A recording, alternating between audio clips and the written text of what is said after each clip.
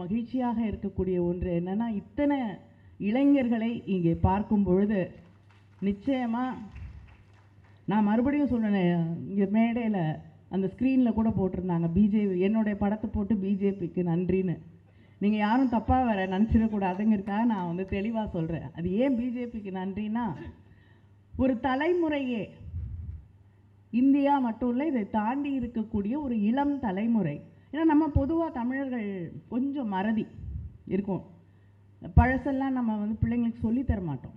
எங்கே இருந்தோம், எங்கேருந்து வந்தோம், என்னென்ன போராட்டங்களை கடந்து வந்திருக்கிறோம், எதை தக்க வைத்து கொள்ள வேண்டும் அப்படிங்கிறத நம்ம சொல்கிறது இல்லை.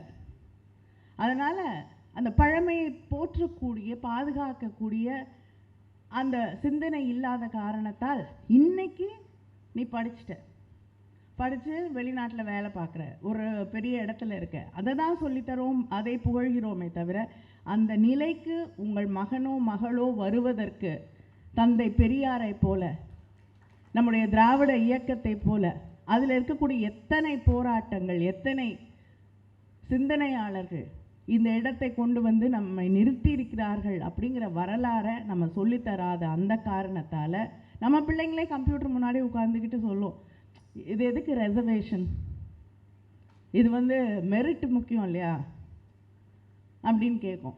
திருப்பி ஏன் ஜாதி சர்டிஃபிகேட்லாம் கேட்குறீங்க, இது வந்து தப்பாக தெரியலையா, நீங்கள் தானே ஜாதி வளர்க்குறீங்க அப்படிலாம் கேட்பாங்க. அப்படிப்பட்ட ஒரு சூழலைக்கு நாம் தான் உருவாக்கி இருக்கிறோம். அதனால் பெரியார் அதெல்லாம் அவங்களுக்கு அவ்வளவா தெரியாத ஒரு இடத்திலே அவர்கள் இருந்தார்கள். பெரியார் ஒரு மனிதன் 100 வருஷம் கிட்ட தாண்டிடுச்சு. இப்போ வந்து அவருடைய சிலை மேலே காவி சாயத்தை ஊற்றுறாங்க, அவரை கொச்சைப்படுத்துவதாக நினைத்து கொண்டு அவர் பேசியிருந்தா, இல்லைன்னா உங்களை மாதிரி நீங்கள் நம்புறீங்க இல்லையா, சிலைகள் எல்லாம் வந்து பேசும் சிந்திக்கும் அப்படின்னு. அப்படி அது உண்மையாக இருந்திருந்தால் பெரியார் சொல்லியிருப்பார், நீங்கள் செருப்பு மாலை போடும்போதே எல்லாம் 2 இருக்கான்னு பார்த்து போடுப்பா, இல்லைன்னா பிரயோஜனம் இல்லைன்னு. அதுக்காக வருத்தப்பட்டிருக்க மாட்டார்.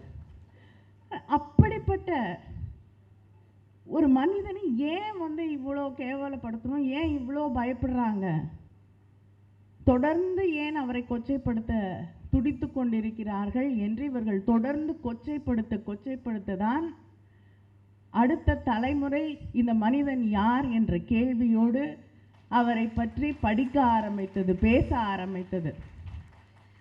இன்னைக்கு பெரியார்னு யாருன்னே தெரியாத இருந்த ஒரு சூழ்நிலையிலே இருந்த வட மாநிலங்களில் ஒரு போராட்டம் நடக்கிறது என்றால் பெரியாரின் படத்தை கையிலே தூக்கி பிடித்து கொண்டுதான் அங்கே போராட்டம் நடத்தப்படுகிறது. அதனால் நாம் பிஜேபிக்கு நன்றி சொல்ல வேண்டும். தொடர்ந்து நீங்கள் எங்களை எதிர்க்கணும், தொடர்ந்து நீங்கள் வந்து எங்களுடைய கருத்தியல்களை, உங்களுக்கு கருத்தியல் இல்லை, அதனால் கருத்தியல் ரீதியாக எங்களை எதிர்க்க முடியாது, உங்களுக்கு தெரிந்த விதங்களில் எங்களை தொடர்ந்து எதிர்க்கத்தான் மறுபடியும் அடுத்த தலைமுறையின் மனதிலே எங்கள் கருத்துக்களை, எங்களுடைய விதைகளை நாங்கள் தொடர்ந்து விதைத்து கொண்டே இருக்க முடியும். அதற்கான மிக முக்கியமான ஒரு வழித்தடமாக, ஒரு பர்ஃபெக்ட் வெஹிக்கிளாக தான் இன்றைக்கி இந்த ஓடிடி பிளாட்ஃபார்ம் இன்று உருவாக்கப்பட்டிருக்கிறது. இந்த ஓடிடி பிளாட்ஃபார்மை உருவாக்கிய அத்தனை பேருக்கும் என்னுடைய வாழ்த்துக்கள். தொடர்ந்து இது வந்து மக்களுடைய இன்ட்ரெஸ்ட்டை வந்து தக்க வைக்கக்கூடிய ஒன்றாக, மக்கள்கிட்ட போய் சேரக்கூடிய ஒன்றாக இதை நீங்கள் தொடர்ந்து அதை வந்து வெற்றிகரமாக நடத்த வேண்டும் என்று உங்களை கேட்டுக்கொள்கிறேன். என்னுடைய வாழ்த்துக்கள், நன்றியை தெரிவித்துக் கொள்கிறேன். வணக்கம்.